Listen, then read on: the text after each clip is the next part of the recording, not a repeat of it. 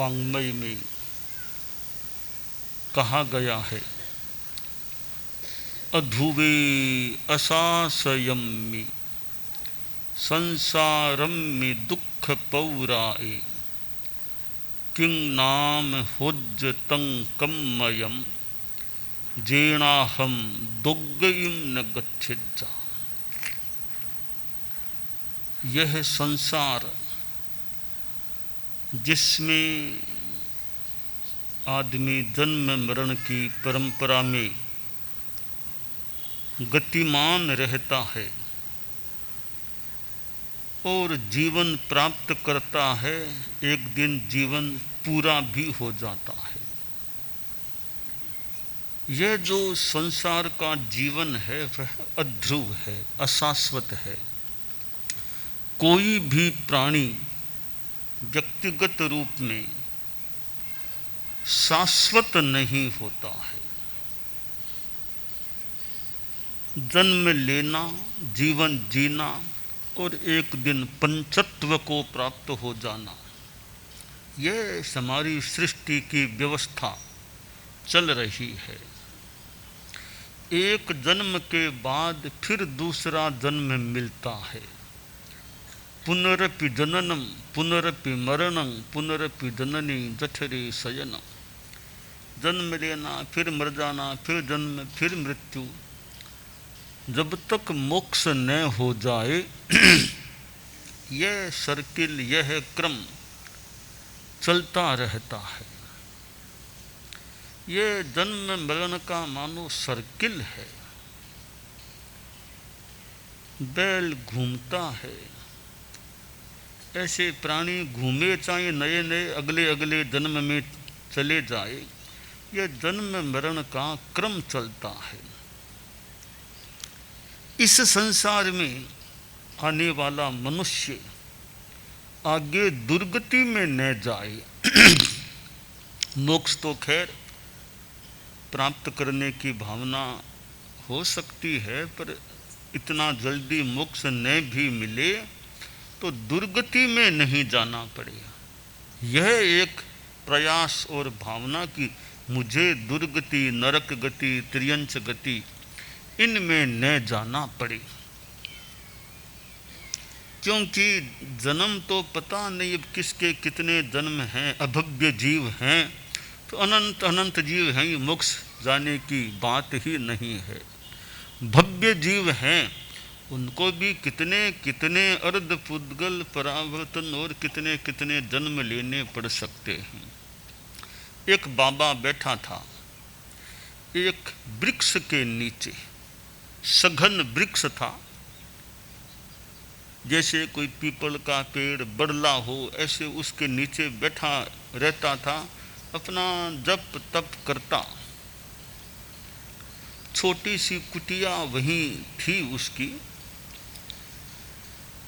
एक दिन एक लड़का उस कुटिया और वृक्ष के पास में से गुजर रहा था, तो लड़के ने देखा सन्यासी महाराज है तो थोड़ा नमस्कार कर लूं फिर आगे बढ़ूंगा। तो लड़का बाबा के पास गया, नमस्कार किया। बाबा ने भी पूछा कहाँ जा रहे हो? लड़का बोला कोई यहाँ आगे योगीराज रहते हैं, उनका आश्रम है, बड़े ज्ञानी संत हैं, तो उनसे मिलने के लिए, नमस्कार करने के लिए, कुछ प्रश्न पूछने के लिए जा रहा। तो सन्यासी ने कहा वो योगीराज बहुत ज्ञानी हैं, तुम जा ही रहे हो, मेरा तो जाना होना मुश्किल है, मैं थोड़ी उम्र भी आ गई है, बाहर कम ही जाया करता हूँ, तो तुम जा रहे हो तो तुम अगर प्रश्न पूछो ना तो एक प्रश्न मेरा भी पूछ लेना। बोलो बाबा क्या प्रश्न है? कि मेरा प्रश्न है मेरी मुक्ति कब होगी, मोक्ष कब मिलेगा मुझे, यह प्रश्न है। कि ठीक है मौका होगा तो पूछ लूँगा। तो लड़का आगे बढ़ा, चलते चलते 2-3 दिनों में वह योगीराज के पास पहुंचा। योगीराज की वहाँ बहुत भीड़ थी, चरण स्पर्श का भी मौका मिलना मुश्किल हो रहा था। लड़के ने निगाह की भी कौन है योगीराज के खास सचिव व्यवस्थापक, थोड़ा उनको बताऊं कि मुझे मिला दे। तो कोई वो सचिव लोगों से मिलना हो गया, कभी मैं बहुत दूर से आया हूँ, योगीराज का थोड़ा सा टाइम चाहिए, आप कृपा करके मेरे समय की व्यवस्था करो। तो सचिव लोग थे, एक सचिव जिसके जिम्मे वो काम था उसके पास ले गए। तो सचिव बोला अभी टाइम आज तो मुश्किल है, बहुत पहले से अपॉइंटमेंट है, कल भी कठिन है, परसों तक फिर भी मैं प्रयास करूंगा, 2-4 मिनट का समय तुमको दिलवा दो, अभी परसों दिला दो, भले टाइम दिलवाओ मुझे। तो ठीक है, परसों 3 बजे तुम आ जाना, मैं प्रयास करूंगा तुम्हें योगीराज के पास ले जाऊंगा। 1 दिन बीता, 2 दिन बीता, थोड़ी भीड़ कम हुई। अब तीसरे दिन उसको वो टाइम दिया था दोपहर का 3 बजे, सचिव के पास गया, सचिव उसको योगीराज के पास ले गया। चौनस्पश भी हो गए। फिर बोला महामुनि कुछ प्रश्न हैं, बोलिए। कई प्रश्न थे, एक सन्यासी का भी था, पूछ लिया। फिर वहाँ से लौटा, फिर 2-3 दिन फिर लगे और वो सन्यासी की कुटिया आ गई। बाबा से फिर मिला तो सन्यासी ने पूछा वहाँ जाकर के आ गए कि हाँ अच्छी, मेरा काम हो गया, थोड़ा मुश्किल तो हुई टाइम मिलने में, पर थोड़ा लेट सेट मिल गया, टाइम मिल गया, थोड़ी मेरी बात भी हो गई। तो मेरे प्रश्न का जवाब वो भी लेकर आया, बताओ योगीराज ने क्या फरमाया, मेरे कितने जन्म हैं, मुक्ति कब मिलेगी। लड़का बोला योगीराज ने कहा है कि जिस पेड़ के नीचे वो सन्यासी बैठा है, तुम जब अब जाकर के उससे मिलोगे, उस समय उस पेड़ में जितने पत्ते हैं उतने जन्म और लेने पड़ेंगे, तब जाकर के मुक्ति मिलेगी। सन्यासी ने ऊपर देखा, भी कितने पत्ते हैं, अंदाज तो लगाऊं, वे पता नहीं हजारों पत्ते कितने गए, इतने सघन वृक्ष है ये तो। कहा बाबा योगीराज ने ये कहा कि तुम जब मिलोगे उस समय जितने पत्ते उस पेड़ पर होंगे, पेड़ में होंगे, उतने जन्म और उस सन्यासी को लेने पड़ेंगे, तब फिर मोक्ष मिलेगा। एक बार तो सन्यासी चौंका, अरे इतनी साधना करता हूं, अभी भी इतने हजारों पता नहीं कितने पत्ते हैं, इतने जन्म और लेने पड़ेंगे। थोड़ी देर बाद चिंतन में एक बदलाव आया कि भाई ठीक है, ये तो थोड़े ही है ना, अभव्य जीव के तो कितने भव होते हैं, कोई पार ही नहीं, कभी मुक्ति है ही नहीं।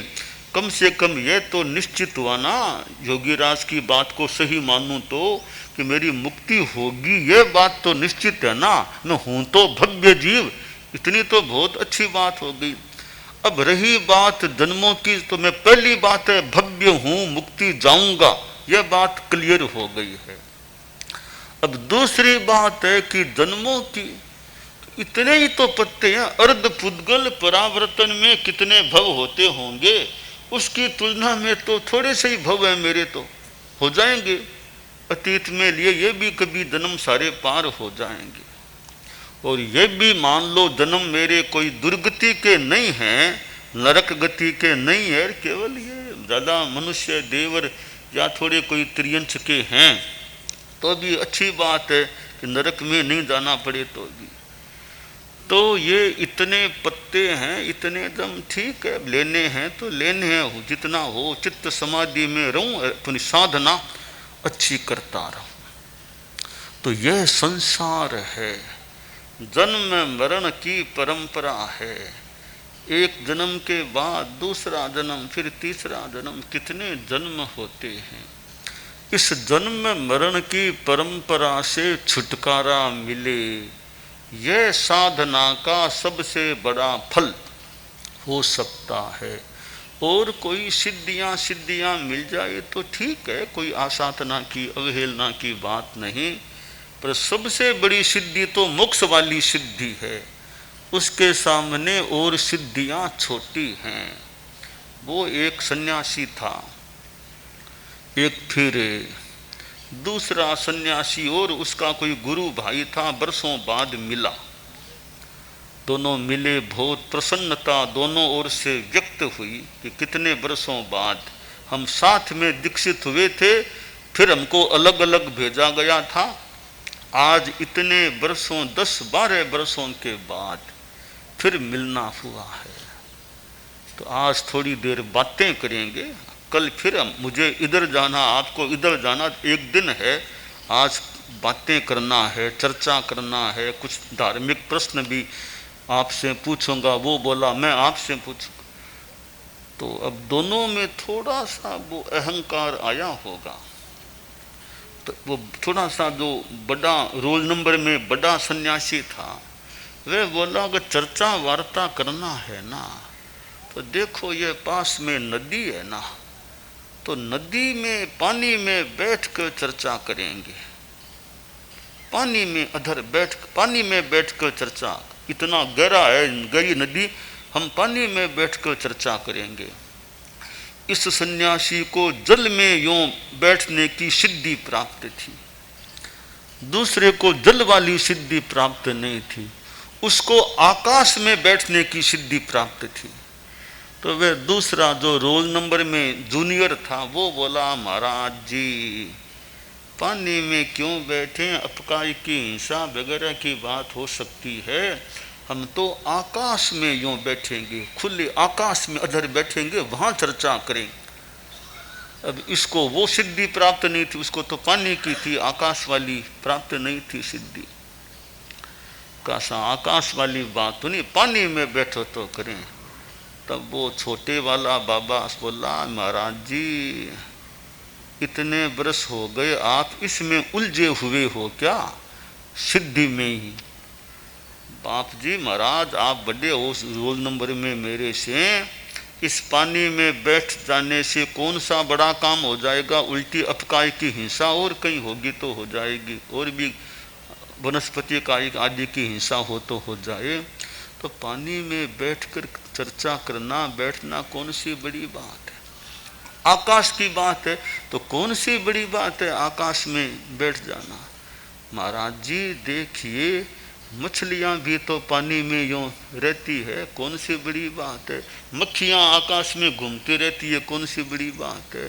तो आप और हम इन सिद्धियों को मान लो प्राप्त हो गए हैं, तो इनका उपयोग करना, सिद्धि लब्धि का उपयोग करना, जैसे वैक्रिय लब्धि है, तेजो लब्धि है, तो इनका प्रयोग करे तो साधु प्रायश्चित पुलाक लब्धि है, वैक्रिय लब्धि है, और कोई ऐसी जिनसे दोष लगे ऐसी लब्धियों का प्रयोग कर ले तो साधु तो प्रायश्चित का भागी। तो महाराज इन चीज़ों में क्यों जाना, सिद्धियां मिल गई तो मिल गई, यह दिखावा हमें नहीं करना चाहिए कि मेरे पास ये सिद्धि है।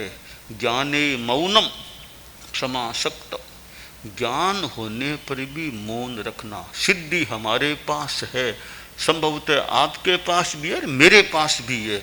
आप पानी में बैठकर बात करने की सिद्धि लब्धि है, मान लो मेरे पास आकाश में बैठकर बात करने की लब्धि है, मैं आकाश में बैठ सकता हूँ। इन चीज़ों का हमें दिखावा नहीं करना चाहिए, प्रदर्शन नहीं करना चाहिए। ठीक है साधना करते हैं, कोई लब्धि सिद्धि कुछ मिल जाए, मिल गई तो मिल गई, इनका प्रयोग भी करना या नहीं करना इस पर भी हमें ध्यान देना चाहिए।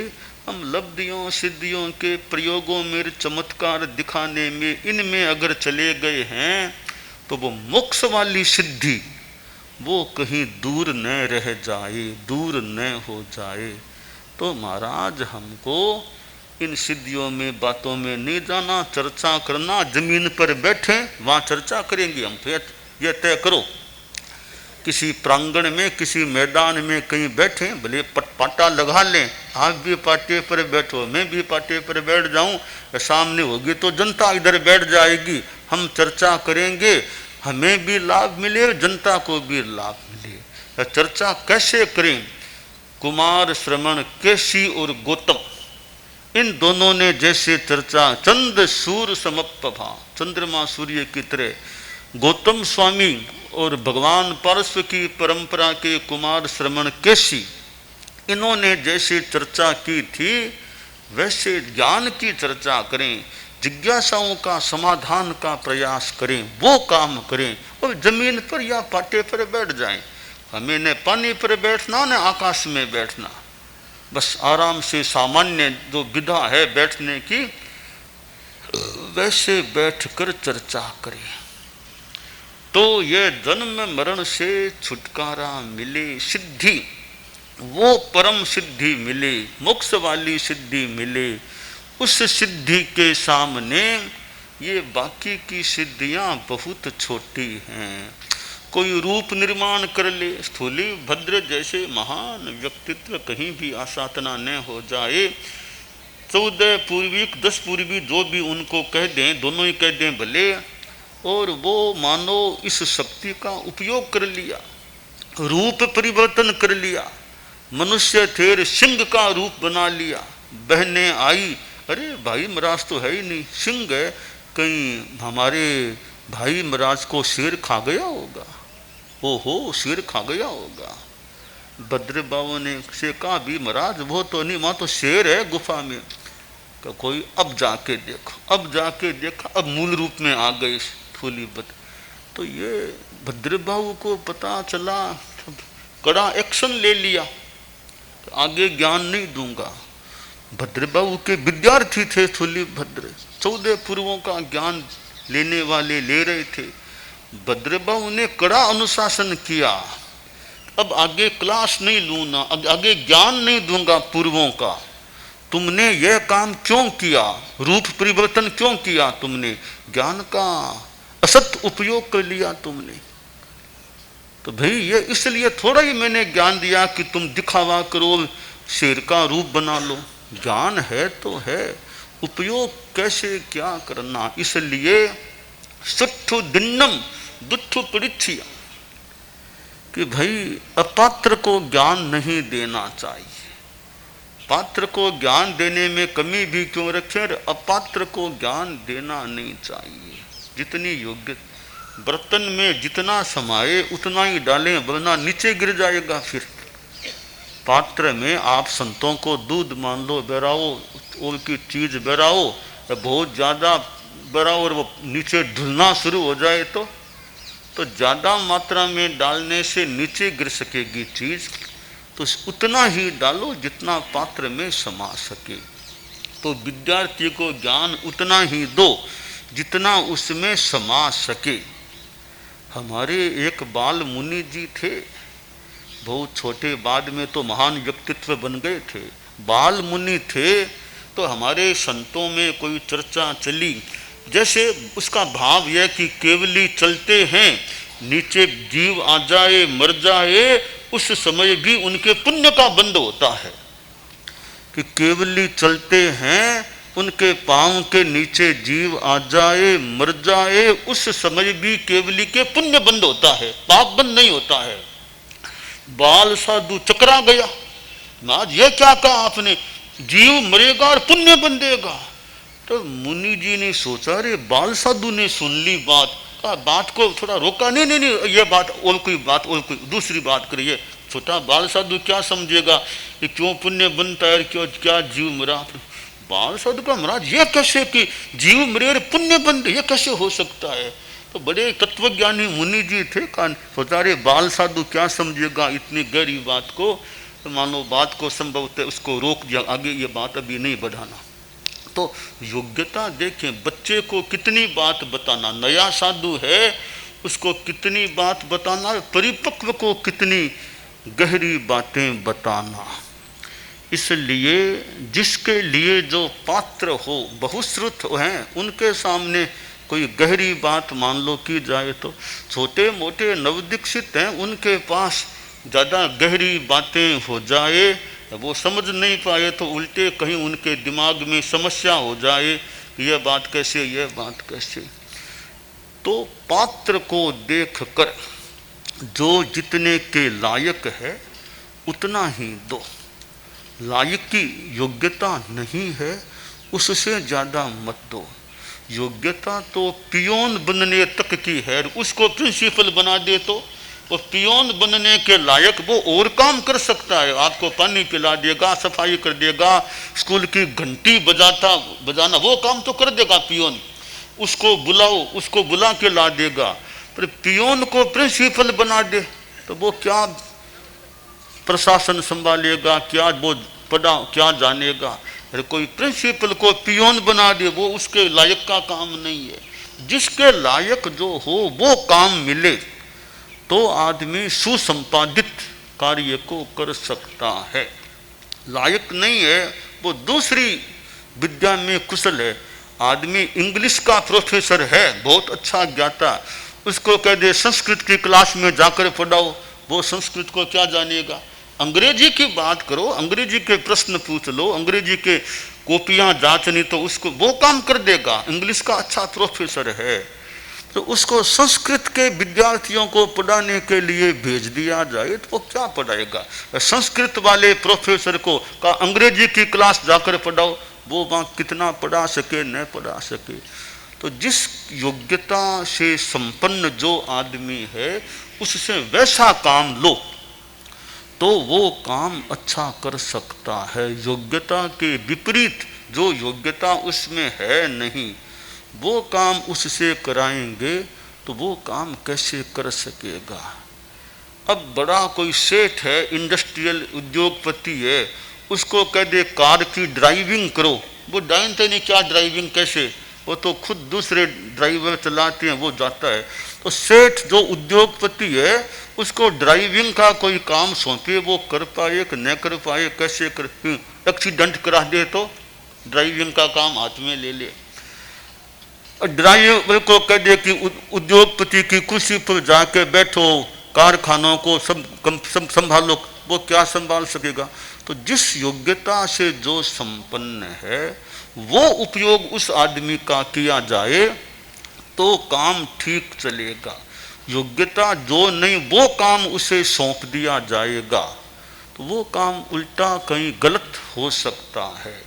तो अब जैसे आप लोग हैं मान लो, अब श्राविकाएं हैं वो रसोई बना लेती है कि आपको क्या दे रसोई बनाओ जाकर के, वहाँ न बना सको तो वो उनका काम है, वो उसमें एक्सपर्ट हैं, जानती हैं श्राविकाएं कैसे बनाना, कैसे क्या रोटी बनाना, कैसे फुल्का, कैसे साग, कैसे खिचड़ी, वो काम आप नहीं भी कर सके। हाँ बाजार में दुकान में वो काम आप कर सकते हो, दुकान ऑफिस वाला वो मान लो। आजकल तो बाइयाँ भी ऑफिस में बैठ सकती हैं, बड़े बड़े कोई संचालन मान लो कर ले, वो कोई कई मनुष्य पुरुष भी रसोई बनाने में कोई एक्सपर्ट मिल जाए, जिसमें जो योग्यता है वो काम अच्छा आदमी कर सकता है।